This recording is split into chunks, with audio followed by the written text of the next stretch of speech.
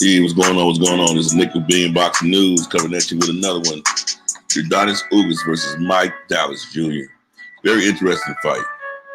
I'll say this. Yordenis Ugas was way too big and way too skillful for Mike Dallas. I mean, the way how the fight went, he was using the strength and he was just pressuring Dallas all night long, walking right through him, walking him down. Just waiting and counting them with their right all night. And he was just landing at will.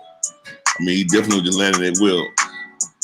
Ugas ended up with a cut in the center of his head, and still, we don't know if it was caused by a punch or accidental headbutt. It was ruled an accidental headbutt, but I still don't see, exactly where it happened at. But like I said, the cut didn't really bleed as much, and luckily, it was in the center of his head, whereas if it did bleed, it wouldn't have bled into his eye. But like I said, that didn't slow him down at all. He just continued with the flurries, man, and just landing a lot of power punches on Mike Dallas, And he in the first and I think third round, Mike Dallas complained of low blows and just giving time to recover. I think the first one was definitely a low blow, but the second one and the third, I don't think it was a low blow. Mike Dallas just probably wanted some time to recover, and the referee definitely gave it to him. But I will say this, though. I liked the way how Ugas covered up with a tight shell. I liked his guards up. He made it very hard for Dallas to hit him. He made it very hard for Dallas to hit him with that particular defense that he used on Dallas. In the fifth round, once again, he used his strength and his power and just tossed or pushed Dallas to the ground. It was ruled a slip and not a knockdown. But even with that, I mean, he just was just bulldozing him and just walking him down the entire fight.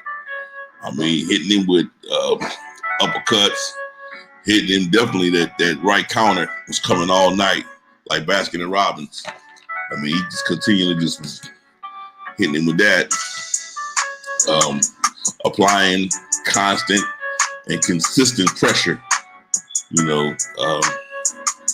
Who would you like to see a guy like that fight next? He's calling for the likes of Errol Spence and Manny Pacquiao. He says he don't want to fight Porter anymore. Who would you like to see him fight? This particular fight against him and Mike Dallas was stopped by Dallas's calling in the seventh round. They got tired of watching their fighter get punished all fight long. I was actually tired of seeing Dallas get punished like that. Dallas didn't have any answers for this guy, man. Ugas was too big, and his just ring savagery was way too much for him, man. I mean, just like I said, constant pressure.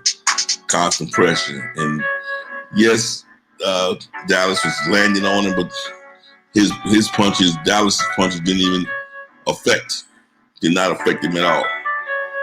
So, all in all, Ugas needed a spectacular win. And I think he got it. I think he kind of made the statement that he wanted to make. So now we got to figure out who's next for him. I think he'll be a good fight, a good comeback fight for Spence. I think he'll be a great comeback fight for Spence. I wouldn't mind seeing him fight Spence. So, like I said, 147 division is back on fire, baby. Yes, Yordenis Ugas is back. So he just recovering from that last loss that he had versus Porter. So he's back.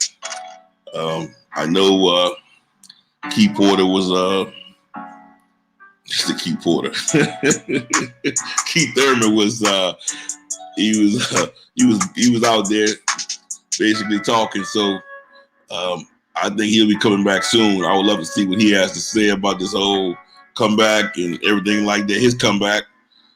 Who do you think he wants to fight next? I don't know, man. You guys leave it in the comment section. Make sure you subscribe, like, and let me know what you think and who you want to see fighting the 147 division. It's Nick with BNboxingNews.